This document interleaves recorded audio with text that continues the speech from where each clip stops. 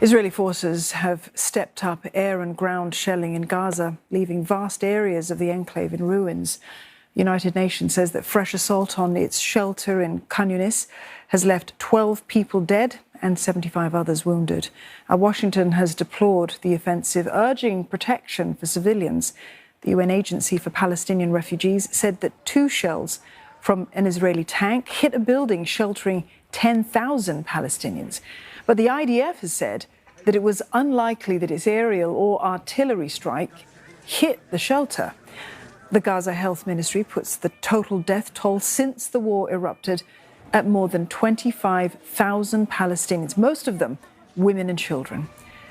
And meanwhile, there may be potential reprieve from the violence. The Hague-based World Court is set to deliver its ruling tomorrow on whether it will grant emergency measures against Israel for launching a state-led genocide in Gaza. Israel has dismissed the allegations as grossly distorted, arguing that it had a right to defend itself and was targeting Hamas militants and not Palestinian civilians. For more on this, Sarah Coates joins us. She's live for us from Tel Aviv. Sarah, the ICJ set to deliver a ruling that may go against Israel tomorrow. How significant will this particular ruling be, and how enforceable will it be?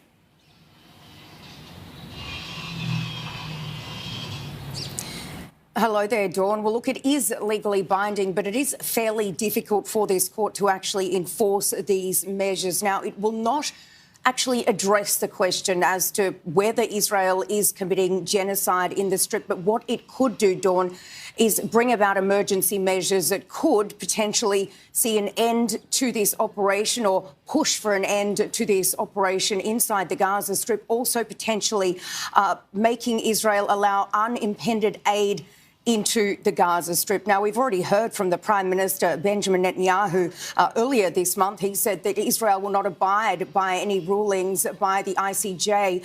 He is, in just a couple of hours' time, meeting with senior legal officials right here in Tel Aviv to talk through this process that'll be happening here, at The Hague tomorrow.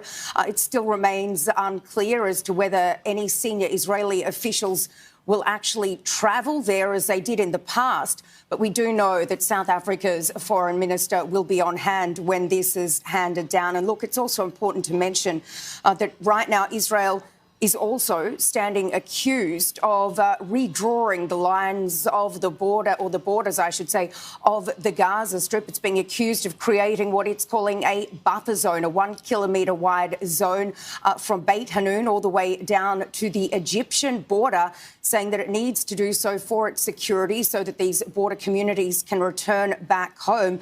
But look, the United States is fuming, saying that it must not redraw the lines, while France has also come out to condemn Israel on this issue. Meanwhile, Sarah, there are reports of the Israeli Prime Minister, Mr. Netanyahu, expressing some dissatisfaction with Qatar's role as mediator in all of this. So what does this tell us about that role that Qatar has been playing since this war began?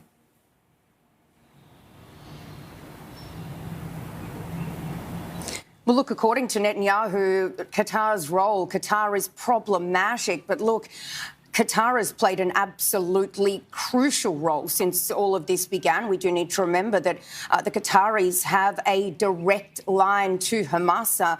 A number of senior Hamas political leaders actually live in the tiny Gulf nation. And it was indeed Qatar that brokered this last deal that saw many, many hostages released. Now, Qatar is hitting back at these allegations, these words from Benjamin Netanyahu, saying that it is appalled.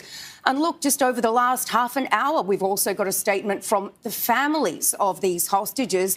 They are accusing Netanyahu of purposely stoking tensions with Qatar. So this is certainly very worrying. Many people here believe that Benjamin Netanyahu is putting his political interests above getting these hostages back. And what we've been seeing here in Israel just over the past few days are increased protests, people taking to the streets, blocking trucks of aid getting into the Strip, saying that no aid should go into the Strip until these hostages are returned. Dawn.